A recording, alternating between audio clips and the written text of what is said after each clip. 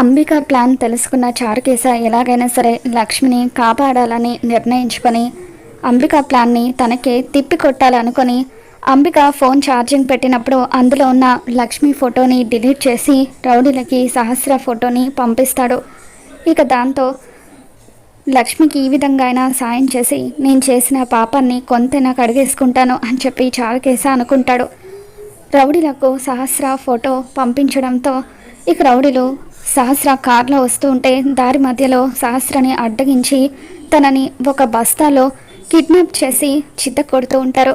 ఇక అంబిక ఎంతగానో ఆనందపడిపోతూ ఉంటుంది. రౌడీలు ఈ పాటికి లక్ష్మిని చిత్త కొట్టి ఉంటారు అని చెప్పి రౌడీలకు ఫోన్ చేస్తుంది. ఎట్టి పరిస్థితుల్లోనూ దాన్ని వదలొద్దు, దాన్ని చావగొట్టండి అని చెప్పి అంబిక అంటూ ఉంటే ఇప్పటికే మేము చాలా కొట్టాం మేడం అని రౌడీలు అంటూ ఉంటారు. అది సరిపోదు, ఇంకా ఇంకా చావగొట్టండి అని చెప్పి అంబిక అంటూ ఉంటుంది. ఇక రౌడీలు కొడుతూ ఉంటే సహస్ర రే ఎవరా మీరు, ఎవరనుకొని ఎవరిని కిడ్నాప్ చేశారు అని చెప్పి అంటూ ఉంటుంది. దెబ్బలు తిన్న ఆ లక్ష్మి ఫేస్ని నాకు ఒకసారి చూడాలనుంది, ఫోటో పంపించండి అని చెప్పి అంబిక అంటూ ఉంటుంది. రౌడీలు సహస్ర ఫోటో పంపించడంతో అంబిక ఒక్కసారిగా షాక్ అవుతుంది. నేను కిడ్నాప్ చేయమంది వేరే అమ్మాయిని, మీరు ఈ అమ్మాయిని కిడ్నాప్ చేశారేంటి, త్వరగా అమ్మాయిని ఆఫీస్కి తీసుకుని రండి లేదంటే మిమ్మల్ని చంపేస్తాను అంటూ అంబిక రౌడీలను బెదిరిస్తుంది. మరోపక్క ప్రజెంటేషన్ ఇవ్వడానికి ఎవరు రాకపోవడంతో విహారీ టెన్షన్ పడుతూ ఉంటాడు. ఇక అప్పుడు వచ్చిన క్లయింట్స్ అందరూ మేము వెళ్ళిపోతామని చెప్పి అంటూ ఉంటే ఇంతలో సహస్ర అక్కడికి వస్తుంది. ఇక అంబికకి పద్మాక్షి ఫోన్ చేసి ఆ లక్ష్మి ప్రజెంటేషన్ ఇవ్వడానికి వీల్లేదు, సహస్రాన్ని ప్రజెంటేషన్ ఇవ్వాలి లేదంటే నీ అంత చూస్తానని చెప్పి బెదిరిస్తూ ఉంటే సరే అక్క, సహస్రాన్ని ప్రజెంటేషన్ ఇచ్చేలాగా చేస్తాను, అదిగో సహస్ర వచ్చేసిందని చెప్పి అంటూ ఉంటుంది. ఇక సహస్ర ఆఫీస్కి వచ్చిన తర్వాత ప్రజెంటేషన్ని మొదలు పెడుతుంది.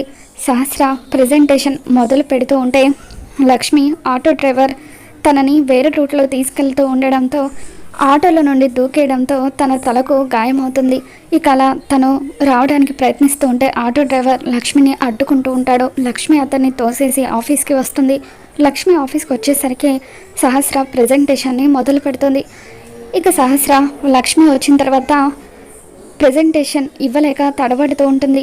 దాంతో క్లయింట్స్ అందరూ అసలు ఏంటి విహారీ గారు, స్టాప్ దిస్ ప్రజెంటేషన్, అసలు మా బాస్కి నచ్చింది ఈ ప్రజెంటేషన్ కాదు, మేము వేరే ప్రజెంటేషన్ని చూసి మీ ప్రాజెక్ట్ ఓకే చేసాము, మరి ఇప్పుడేంటి ప్రజెంటేషన్ ఇలా ఉందని చెప్పి సహస్ర ప్రజెంటేషన్ని చీకొడతారు.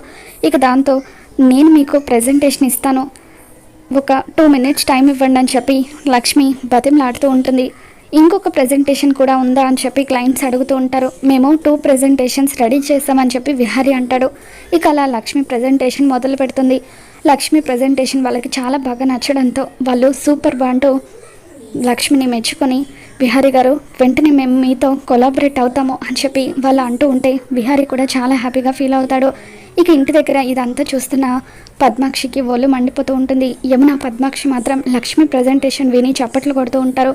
ఇక విహారీ వాళ్ళు ఇంటికి తిరిగి వచ్చిన తర్వాత చారుకేశ వస్తాను పిలిచి విహారీకి లక్ష్మికి హారతి ఇవ్వమని అంటాడు. వస్తా విహారీకి లక్ష్మికి హారతిస్తుంది. తర్వాత వస్తా శాల్వ తీసుకొచ్చి కంపెనీ పేరుని నిలబెట్టినందుకు నీకు సత్కారం చేయాలంటూ లక్ష్మికి శాల్వ కప్పుతుంది. ఇదంతా చూస్తున్న సహస్రకి ఒళ్ళు మండిపోతూ ఉంటుంది. ఇప్పుడు మీ నాన్నగారు ఉండుంటే ఎంతగానో ఆనందించేవారు అని చెప్పి కాదంబరి అంటూ ఉంటుంది. ఈ ప్రాజెక్ట్ కోసం నేను ఎంతగానో కష్టపడ్డాను నానమ్మ, అంతా నాన్నగారి ఆశీర్వాదం వల్లే జరిగింది అని చెప్పి విహారీ అంటాడు. త్వరలో గవర్నమెంట్ ఇచ్చిన ల్యాండ్లో కన్స్ట్రక్షన్ మొదలవుతుంది, 5,000 మందికి ఉద్యోగాలు లభిస్తాయని చెప్పి విహారీ అంటూ ఉంటే అందరూ కూడా సంతోషిస్తారు.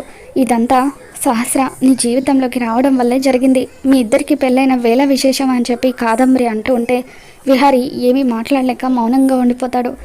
మరి రాబోతున్న ఎపిసోడ్లో ఏం జరగబోతుందో మనం మన ఛానల్లో తెలుసుకుందాం. ఈ వీడియో మీకు నచ్చినట్లయితే లైక్ చేయండి.